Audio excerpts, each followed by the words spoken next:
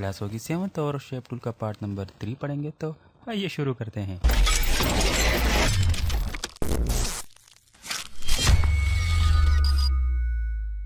अस्सलाम वालेकुम, welcome to our channel डॉटोग्राफिक्स।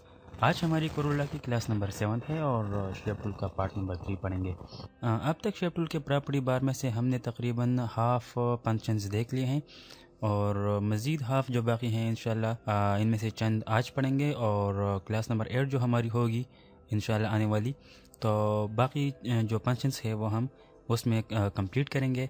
तो उसके साथ हमारा शेप टूल जो होता है वो फिनिश हो जाएगा, फिर उसके बाद हम नेक्स्ट टूल पे जाएंगे। ठीक है, तो चलिए शुरू करते हैं। पिछली क्लास में हमने यहाँ पे कस्प नोट तक पढ़ा था। उसके बाद नंबर आता है स्मूथ नोट का। तो स्मूथ नोट क्या करता है, यहाँ पे मैं आपको बता दूँ कि फॉर एग्जांपल ये मैं यहाँ से इस पे कस्प नोट वाला ऑप्शन अप्लाई करता हूँ। जिस तरह मैंने आपको पिछली क्लास में बताया था कि कस्प नोट क्या करता है। फॉर एग्जांपल ये मैं एक हैंडल रोटेट करता हूँ तो इसके साथ ये दूसरा हैंडल भी ये वाला जो है रोटेट हो रहा है। ठीक है, तो अगर हम यहाँ से कस्प नोट इस पर ऑन करते हैं, ये मैं यहाँ से कस्प नोट इस पे ऑन करता हूँ और अब मैं देखूँ तो ये यहाँ से सिर्फ ये वाला पोर्शन जो है ये यानी इस नोट से इस नोट तक ये पोर्शन सिर्फ डिस्टर्ब हो रहा है। ठीक है, अब अगर मैं यहाँ पे स्मूथ नोट अप्लाई करूँ तो देखिए ये जो कॉर्नर है, ये जो नोट है, यहाँ पे मैं स्मूथ नोट अप्लाई करूँ तो ये अगेन उसी हालत में जाएगा कि ये दोनों साइड डिस्टर्ब होंगे। ठीक है, और इसके साथ साथ क्या हो गया है, इसके साथ ये अगर आप देखें तो यहाँ पे ये जो बिल्कुल आपको एक शार्प एज नज़र आ रहा है तो ये भी स्मूथ हो जाता है, यानी इस तरह के स्मूथली ये इस तरह बेंड होता है फिर। ठीक है, इसके अलावा एक और काम भी है। मैं यहाँ से आपको एक और मिसाल देता हूँ। ये मैंने एक रेक्टेंगल बनाई, यहाँ से इसको कंट्रोल क्यू कर दिया, मैंने कर्व्स में तब्दील कर दिया और अब यहाँ पर आकर मैं इसको कर्व्स में तब्दील करता हूँ। ठीक है, और अब यहाँ पर आकर मैं इसको स्मूथ नोट अप्लाई करता हूँ इस पर।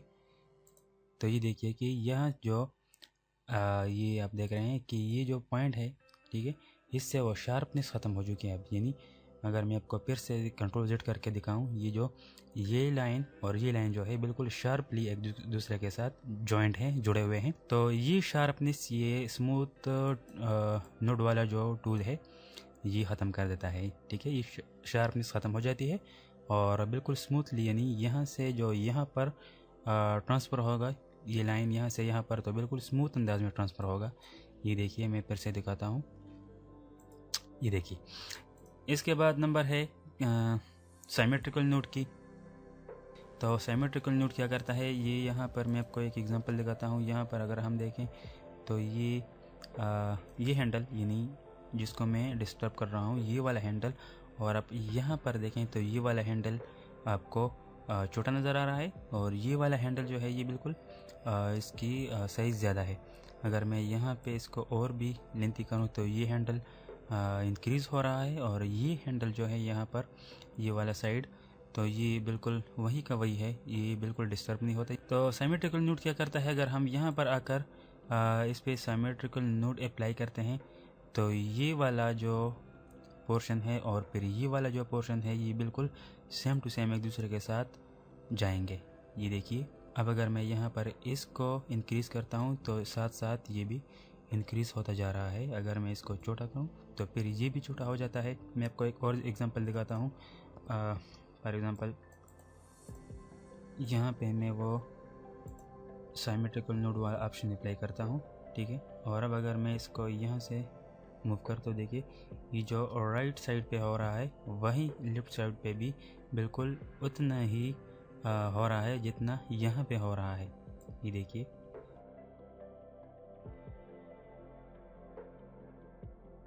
साइमेट्रिकल नोट के बाद यहाँ पर आता है रिवर्स डायरेक्शन। रिवर्स डायरेक्शन का क्या काम है, यहाँ पे अगर मैं आपको एक लाइन बना के दिखाऊं, ये मैंने लाइन ड्रा किया और यहाँ पर अगर आप आकर देखें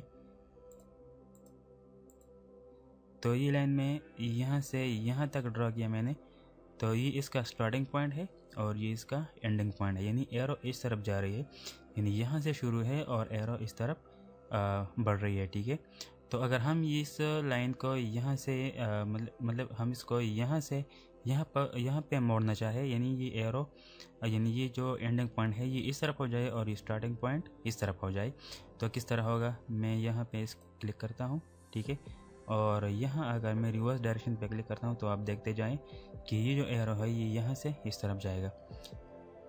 ये मैंने क्लिक किया और ये एरो यहाँ से यहाँ पर आ गई। यही प्रोसेस अगर हम देखें तो ये प्रोसेस एक रेक्टेंगल में भी हो सकता है। यहाँ मैंने एक रेक्टेंगल ड्रा किया, आप फिर से देखिए मैं रेक्टेंगल यहाँ से होकर यहाँ पर इस तरह ड्रा करता हूँ, यानी इस तरफ आता हूँ, तो एरो यानी हमारा जो रेक्टेंगल है यहाँ से स्टार्ट है, इस तरफ आया हुआ है, फिर इस तरह और फिर इस तरह, यानी ये जो एरो है उसका डायरेक्शन इस तरह ऊपर होगा, ठीक है। मैं यहाँ पे आपको दिखाता हूँ एरो, कंट्रोल क्यू में प्रेस करता हूँ और ये देखिए ये जो एरो है इसकी डायरेक्शन आप देख सकते हैं कि ये ऊपर है, सही है। अब अगर मैं ये चाहता हूँ कि ये डायरेक्शन यानी ये जो एंडिंग पॉइंट है ये स्टार्टिंग पॉइंट पे आ जाए, यानी ये जो हमारा स्टार्टिंग पॉइंट है यहाँ पर, ठीक है, यहाँ से हमने लाइन शुरू की थी, ये स्टार्टिंग पॉइंट है यहाँ पर, इस लाइन की जो यहाँ पे लेफ्ट एंड है और इस लाइन की जो टॉप एंड है ये एंडिंग पॉइंट है हमारा। तो अगर मैं चाहूँ मैं आपको ज़रा इस क्लियर करके दिखाता हूँ। ये मैं ब्रेक करता हूँ यहाँ से, ठीक है, और अब मैं यहाँ इसको अलग कर देता हूँ, ठीक है, तो आपको नज़र आएगा यानी ये जो पॉइंट हमारा है ये एरो यानी यह ऊपर जा रहा है ये एरो, और ये हमारा स्टार्टिंग पॉइंट है, यानी यहाँ से हमने शुरू किया था इस तरह और फिर आकर यहाँ पे हमने फिनिश किया है। अगर मैं चाहूँ कि ये एरो स्टार्टिंग वाले पॉइंट तक जाए और जो स्टार्टिंग पॉइंट है ये इस एंड वाले पॉइंट तक आ जाए, तो इसके लिए हम क्या करते हैं, ये रिवर्स डायरेक्शन का ऑप्शन इस्तेमाल करते हैं। यहाँ मैं इसको क्लिक करता हूँ और आप देखें कि ये एरो यहाँ से इस तरफ जाएगी, यानी ये एंडिंग पॉइंट हो जाएगा और ये स्टार्टिंग पॉइंट, ठीक है। मैं यहाँ से क्लिक करता हूँ जी, तो देखिए कि ये एरो अब यहाँ से हटकर यहाँ पर आई हुई है, ठीक है। ऑलराइट, रिवर्स डायरेक्शन के बाद यहाँ पे नंबर आता है एक्सट्रैक्ट पाथ सब पाथ का। यहाँ पे अभी ये ऑप्शन अवेलेबल नहीं है। कब अवेलेबल होगा, जब हम एक ऑब्जेक्ट को ब्रेक करते हैं, यानी एक लाइन को हम ब्रेक करते हैं या एक ऑब्जेक्ट को हम ब्रेक करते हैं, तो फिर उसके बाद हमारे साथ यहाँ पे ये ऑप्शन अवेलेबल हो जाएगा। फॉर एग्ज़ाम्पल मैं यहाँ पे आ जाता हूँ फॉर एग्ज़ाम्पल, ठीक है, और ये पोर्शन यहाँ से लेकर यहाँ तक, यानी ये जो कर्व है फॉर एग्ज़ाम्पल मैं इसको इस पूरे ऑब्जेक्ट से अलहदा करना चाहता हूँ, तो क्या करूँगा, मैं यहाँ पे मैं आकर ब्रेक कर्व करूँगा, फिर यहाँ पे आकर भी मैं यही ब्रेक कर्व करूँगा, ठीक है। अब ये पॉइंट और ये पॉइंट एक दूसरे से अलग हैं। मैं यहाँ इसको थोड़ा सा अलग करके दिखाता हूँ, यहाँ से इसको भी मैं थोड़ा अलग करके दिखाता हूँ, ठीक है। अब ये ऑब्जेक्ट और ये ऑब्जेक्ट बिल्कुल एक दूसरे से अलग हैं, ठीक है। लेकिन अगर आप देखिए, अगर मैं इसको मूव करता हूँ तो यहाँ से ये भी मूव हो रहा है। अगर मैं चाहता हूँ कि ये वाला जो पार्ट है ये इससे बिल्कुल एक्सट्रैक्ट हो जाए, यानी इससे अलग हो जाए, जुदा हो जाए, तो इसके लिए मुझे क्या करना होगा, यहाँ पे मैं क्लिक करूँगा और यहाँ पर आकर मैं एक्सट्रैक्ट सब पाथ पे क्लिक करूँगा। तो अब आप देखिए कि ये पॉइंट इससे बिल्कुल आज़ाद है, यानी ये पॉइंट अलग और अब ये ऑब्जेक्ट अलग है। तो इस तरह हम इसको जुदा कर सकते हैं। यहाँ पे मैं आपको एक और मिसाल देता हूँ। फॉर एग्ज़ाम्पल यहाँ से मैं ये लाइन जो है ये वाला, ठीक है, थोड़ा सा मैं इसको छोटा करके दिखाता हूँ आपको। ये लाइन अगर हम इस बाकी ऑब्जेक्ट से सेपरेट करना चाहते हैं, तो अब अगर हम देखें तो ये तो बिल्कुल एक ही ऑब्जेक्ट है, एक साथ मूव होने वाला है, ठीक है। तो क्या करेंगे कि इसको हम पहले यहाँ से तो ऑलरेडी ब्रेक हो चुकी है, अब यहाँ भी हम इसको ब्रेक करते हैं। ये मैंने ब्रेक कर लिया और इससे थोड़ा मैं इसको अलग कर देता हूँ, ठीक है, ये मैंने अलग कर दिया थोड़ा। तो अब क्या करेंगे, अब यहाँ पे आकर हम एक्सट्रैक्ट सब पाथ पे क्लिक करेंगे, तो ये वाला जो पोर्शन है ये बिल्कुल इससे अलग हो गया और ये वाला पोर्शन बिल्कुल अभी अलग है, ठीक है। तो ये अलग से मूव होगा और ये अलग से मूव होगा। इसका एक और भी तरीका हमारे पास है। हम इसको इस तरह सेलेक्ट करेंगे और कीबोर्ड पर यहाँ पर हम कंट्रोल के प्रेस करेंगे, तो ये जो ऑब्जेक्ट है और इसके साथ ये ऑब्जेक्ट है ये बिल्कुल सेपरेट हो जाएंगे, ठीक है। हम कंट्रोल के साथ भी कर सकते हैं और यहाँ पर आकर हम इसको यहाँ पर एक्सट्रैक्ट सब पाथ का ऑप्शन है, यहाँ से भी हम ये कर सकते हैं। ठीक है, मेनली हम ज़्यादातर कंट्रोल के साथ कर लेते हैं। इसके बाद किस चीज़ का नंबर है, यहाँ पर आकर देखते हैं, ये है एक्सटेंड कर्व टू क्लोज। ये क्या करता है, फॉर एग्जाम्पल ये मैंने यहाँ से इसको हटा दिया। ठीक है, अब ये जो जगह इस तरह खाली रह गई है ये ऑब्जेक्ट, ठीक है, अगर मैं इसमें कलरिंग करना चाहूँ तो ये बिल्कुल कलर ही नहीं फिल करेगा। तो अगर हम चाहते हैं कि ये यहाँ से यहाँ पर मिल जाए, यानी ऑब्जेक्ट क्लोज हो जाए, तो क्या करेंगे, हम ये दोनों नोड्स सेलेक्ट करते हैं और यहाँ अगर हम इसको एक्सटेंड करते हैं, यानी ये एक्सटेंड हो जाएगा, यहाँ से यहाँ तक एक्सटेंड हो जाएगा। ये मैं क्लिक करता हूँ और ये एक्सटेंड हो गया, यहाँ से यहाँ तक एक लाइन एक्सटेंड हो गई और ये ऑब्जेक्ट क्लोज हो गया। ठीक है, क्योंकि यहाँ पे मैंने कलर अप्लाई किया था तो इसलिए इसने कलर भी अडॉप्ट कर लिया। सही, उम्मीद है कि आपको समझ आ रहा होगा। अब यहाँ पर भी हम ये मिसाल ले सकते हैं, अगर मैं इस ऑब्जेक्ट को सेलेक्ट करता हूँ और मैं चाहता हूँ कि ये जो पार्ट है ये यहाँ पर मिल जाए। ठीक है, तो इस तरह हम इसको सेलेक्ट करते हैं और फिर यहाँ पर आकर हम इसको एक्सटेंड कर्व टू क्लोज करते हैं, एक्सटेंड करते हैं। ठीक है, ये कर्व एक्सटेंड हो गया और ये यहाँ पर क्लोज हो गया।